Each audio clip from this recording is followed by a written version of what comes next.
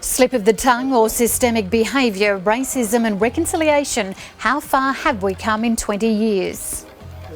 Saudi sentence, a Perth family says it will appeal the conviction of a Noongar man. And a North Queensland community fights to fund its vision for sustainable community development.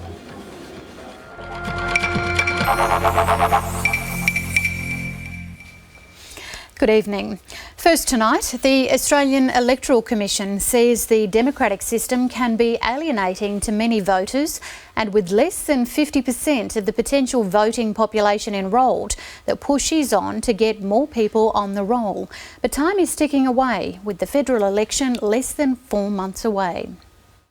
It's a constitutional right, but when it comes to state, territory and federal elections, Aboriginal and Torres Strait Islanders are not lining up to have their say. The Australian Electoral Commission says while some are casting ballots, more than 50% of Indigenous Australians old enough to vote aren't even enrolled. It's about feeling alienated from democratic systems. It's about education, being able to understand the voting process, and I guess most importantly just seeing it as relevant. Not only do they see it as irrelevant, many also see it as a game of self-interest. As if to confirm that this week, federal parliamentarians were embroiled in controversy with a bill to increase taxpayer-funded payments to political parties and changing conditions around disclosure of political donations. Even though the proposed legislation was killed off today, the Greens remain concerned about what it says about Australian democracy.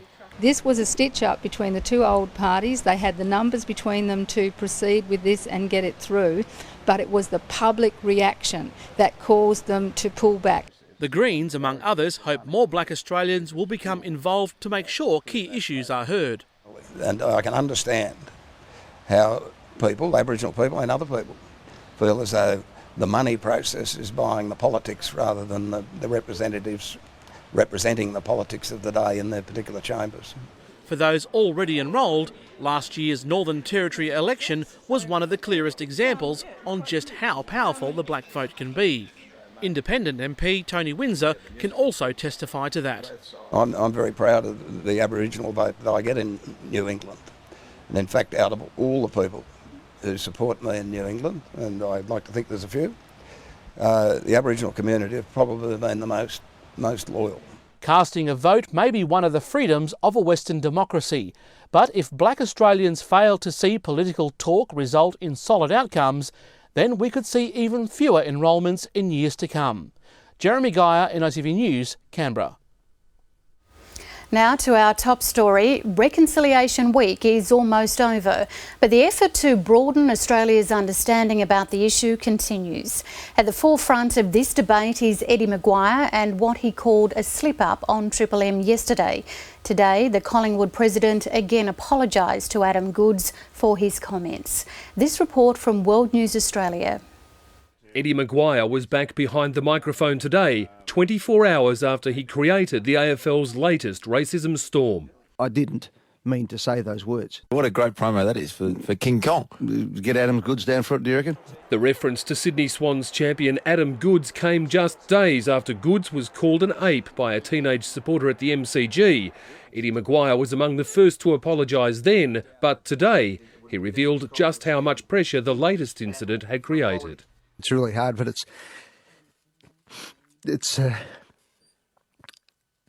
good to hear that maybe, somewhere along the journey you've done something right as well. Overnight, Collingwood player Harry O'Brien reacted to his president's comments. There is a multitude of people out there that can't see the connection as to why someone like myself or an Adam Goodes or any other person could find that offensive. And that's where the casual undercurrent of racism lies. Collingwood coach Nathan Buckley is trying to focus his players' minds on football as a media storm swirls around them. I don't think it comes down necessarily to just a race issue. It's not a race issue, it's a respect issue. Does Eddie respect Indigenous people? Absolutely. The player at the centre of the row was back training today. Adam, any comment at all about Eddie Maguire, mate? Happy to be training, boys. His coach, John Longmire, left to do the talking. Adam's accepted Eddie's apology, as he did last week after what happened on Friday night, and that's the most important thing. Professor Gillian Triggs from the Australian Human Rights Commission says the issue has focused community debate. I think we've got to cut people a little bit of slack, and perhaps most particularly Mr Maguire, because he's been one of the greatest supporters of Indigenous players in football in the country. But at the same time, I don't want to be excusing remarks that are absolutely unacceptable. SBS reporter Nick Coe with that story. And today, one of Australia's leading Indigenous sports broadcasters questioned how far Australia has come in achieving reconciliation. The ABC's Charlie King reflected on two Collingwood presidents and their inappropriate comments about Indigenous people 20 years apart. Tonight, NITV News reporter Ryan Little looks back to the start of the AFL's effort to stamp out racism. It was this image all those years ago of Nicky Winmar which personified the struggle against racism on the sporting arena and in general. It was the same year, 20 years ago this month, when the then Collingwood president, Alan McAllister, offered his thoughts on how Indigenous people could move forward in modern society. As long as they conduct themselves like white people well off the field, everybody will admire them and respect them. Alan McAllister said that it was just a slip of the tongue, but he eventually apologised and then was forced to step down as president. But all that wasn't good enough for Warlpiri man John Kelly, who put a traditional curse on the Magpies, which saw the club lose game after game that season. Scroll 20 years forward to 2013, and the current Collingwood president has found himself in similarly hot water over the racial vilification of one of the game's modern-day superstars, Adam Goodes. What a great promo that is for King Kong. Get Adam Goodes down for it, do you reckon? No, I wouldn't have thought so. Or you absolutely no. You can see them doing it, can't you? Who? Goodsy. What's that? You know, the whole thing. I'm just saying the pumping him up and mucking around, all that sort of stuff. Eddie's peers were quick to label the comments offensive and hurtful, while the boss of the AFL has ordered Maguire to be dealt with under Rule 30 of the AFL player rules. The Collingwood president will now undergo the racial and religious vilification policy process. Talking on ABC Radio this morning, veteran Indigenous sports broadcaster Charlie King, who heads up the ABC's prestigious Indigenous committee named in honour of the late Senator Neville Bonner, said those playing down the seriousness of this outburst by Maguire don't get it. Yeah, well, I just get annoyed with it because, you know, what Eddie Maguire said was wrong. You know, it was unacceptable. That's the end of the story. As if to confirm the lack of understanding of racism at the highest levels of Australian society, the board of Collingwood has thrown its support behind Eddie Maguire. Do you know what bothers me, Margot, in this more than anything else, is the powerful members of Australian society are almost untouchable when it comes to these sorts of things. Everybody's afraid that if they say anything about Eddie Maguire, he's the man who signs the cheques. People are afraid that if they say something unacceptable for Eddie, it's going to come back to bite them on the bum at some point. I'm not there. I'm not in that space. I'm in a space where I look at what people say and I say that's unacceptable. It offends me. It worries me for my children, it worries me for my family, it worries me for my community, and it worries me for all Australians if people are allowed to say those things and we all excuse it. Well, the AFL will adjudicate on Eddie Maguire, who made the King Kong statement on radio. ACMA, the Australian Communications and Media Authority, will, in the first instance, refer any formal complaints it receives back to the broadcaster Triple M in Melbourne. A statement on Triple M's website acknowledges that the comment by Eddie Maguire may have been interpreted by some as being racist. It says Eddie immediately clarified the meaning of his comment, which was not intended to be racist in any way, and apologised to any listeners who were offended.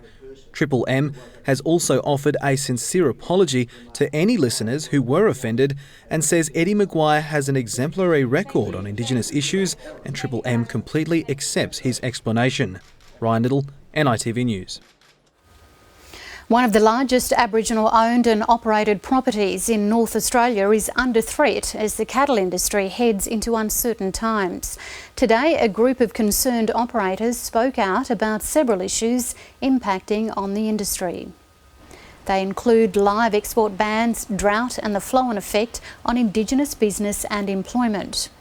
We have a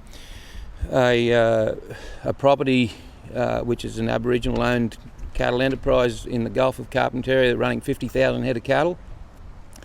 The socio-economic impacts and fallout from this whole event is severely affecting the employment opportunities of young Aboriginal stockmen and on those properties, and we've got second-tier industries hanging off our primary industry, which is cattle production, which are now going downhill at a rapid rate. Aboriginal health providers are calling on the federal government to be more transparent over the distribution of its $777 million health budget. But Federal Indigenous Health Minister Warren Snowden says Indigenous health services should be putting pressure on the states and territories to make sure they sign up to the National Health Strategy. The funding announcement was one of the very first made by the government, but some sections of the Aboriginal and Torres Strait Islander health sector remain unclear about how the money will be distributed. They know precisely what we're doing. What they're uncertain about is whether the states are going to sign up, and that's the difficulty. And what they need to do is go and talk to their state health ministers to renew the partnership arrangements with the Commonwealth. Our money is guaranteed. They know what that money's for because it's earmarked. They know precisely what it's for. So I don't accept that proposition. Minister Snowden and Health Minister Tanya Plibersek announced an additional 104 workers will be operating in 19 regions across the country to stop tobacco use among Indigenous Australians. And coming up next, from foreboding werewolf to powerful activist, how a Twilight star uses fame to network for change. We'll have that after the break.